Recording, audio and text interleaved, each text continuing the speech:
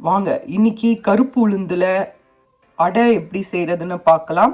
அடை செய்கிறதுக்கு நான் 1/2 கப் கருப்பு உளுந்தை 5லேருந்து 6 ஹவர் ஊற வச்சுக்கிறேன். ஊற வச்ச பிறகு இதை வடை மாவு பதத்துக்கு அரைச்சி எடுத்துக்கோங்க. பாருங்கள், இந்த மாதிரி அரைச்சி எடுத்துக்கோங்க. வாங்க அடுத்து என்ன செய்கிறதுன்னு பார்க்கலாம். அந்த வடையில் போடுறதுக்கு வெங்காயம் எடுத்துக்கோங்க, கறிவேப்பிலை, பச்சை மிளகா, ஒரு பெரிய சைஸ் வெங்காயம் எடுத்திருக்கேன். இதெல்லாம் பொடியாக நறுக்கி வச்சுக்கலாம். வாங்க பாருங்கள், ஒரு பேனில் கடுகு, உளுத்தம்பருப்பு, கடலைப்பருப்பு போட்டு பொரிச்சிக்கோங்க.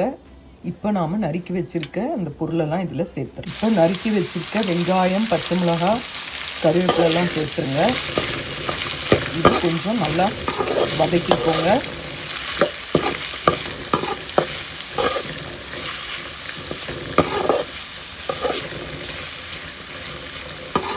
இது ரொம்ப நல்லா இருக்குங்க.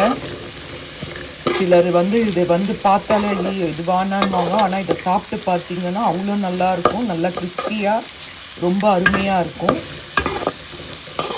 இதனோட சுவையே நல்லாயிருக்கும். சாப்பிட இன்னும் சாப்பிடணும் போல தோணும். அதனால் செஞ்சு பாருங்கள். அதுக்கப்புறம் ஒரு 1/2 ஸ்பூன் மிளகை தட்டி வச்சுக்கோங்க. அதுக்கு நம்ம அந்த வடையில் சேர்த்துடலாம். பாருங்கள், இதுதான் அரைச்ச மாவு. இதில் ஒரு 1/2 ஸ்பூன் மிளகை நுணுக்கி போட்டுக்கோங்க. முழுசாக சாப்பிடணும் பிடிக்கும்னா முழுசாக போட்டுக்கோங்க. ஏன்னா எங்கள் வீட்டில் அதை எடுத்து போட்டுருவாங்க. அதனால தான் இதை நான் நுணுக்கி போட்டிருக்கேன். தேவையான அளவு உப்பு சேர்த்துக்கோங்க. இது நல்லா வதக்கிக்கோங்க. வதக்கின பிறகு இது அடுப்பை ஆஃப் பண்ணிவிட்டு ஆறணும். ஆறின பிறகு நாம் அரைச்சி வச்சுருக்க மாவில் இதை சேர்த்துடலாம். இது பொம்பளை பசங்களுக்கும் ஆம்பளை பசங்களுக்கும் ரொம்ப நல்லதுங்க. லேடிஸுங்களுக்குமே ரொம்ப நல்லது. இடுப்பு, எலும்பு, கை கால் எல்லாத்துக்குமே, முதுகு வலி, இந்த மாதிரி எலும்பு சம்மந்தப்பட்ட எல்லாத்துக்குமே இது ரொம்ப நல்லது.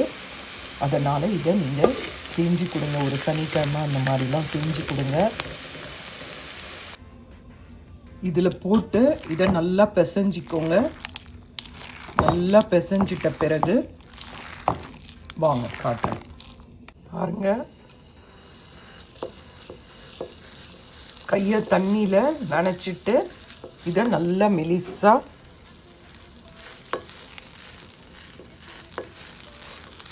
பெருசாக வேணாலும் தட்டிக்கோங்க.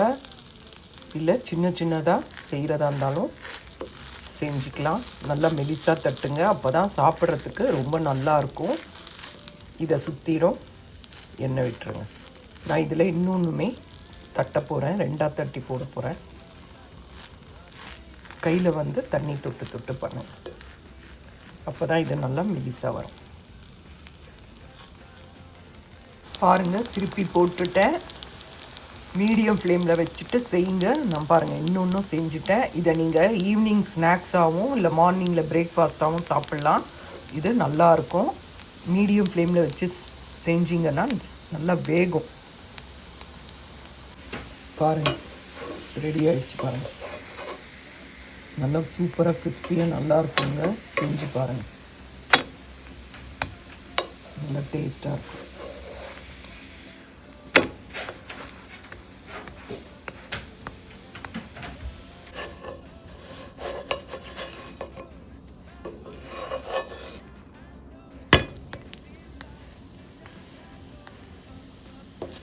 இட்லி பொடி, சட்னி, வெறுமனே கூட சாப்பிட்லாங்க. இது உடம்புக்கு ரொம்ப நல்லது.